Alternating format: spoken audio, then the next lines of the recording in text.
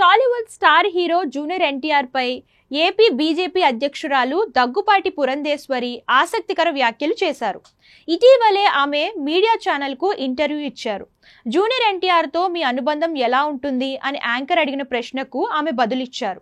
అత్తగా నన్ను చాలా గౌరవిస్తాడు, నేనంటే ఇష్టం కూడా. పిల్లలంతా రోజు టచ్లో ఉంటారు.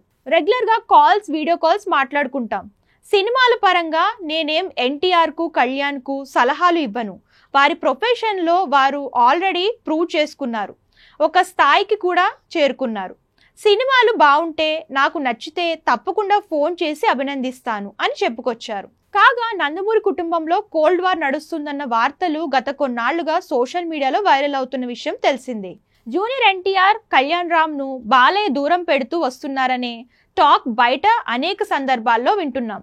కానీ ఎక్కడా దీనిపై ఎవరూ స్పందించలేదు. మరోవైపు బాలయ్య అన్స్టాపబుల్ షోకు టాలీవుడ్ అగ్ర హీరోలు అందరూ వచ్చినా ఎన్టీఆర్, కళ్యాణ్ రామ్ మాత్రం ఇప్పటి వరకు రాలేదు. దీంతో ఆ వార్తలకు మరింత ఆజ్యం పోసినట్లయింది. ఈ నేపథ్యంలో ఎన్టీఆర్తో ఉన్న అనుబంధాన్ని పురంధేశ్వరి చెప్పడంతో ఆ వార్తలకు కొంత పులి స్టాప్ పడిందని నెటిజన్లు చర్చించుకుంటున్నారు.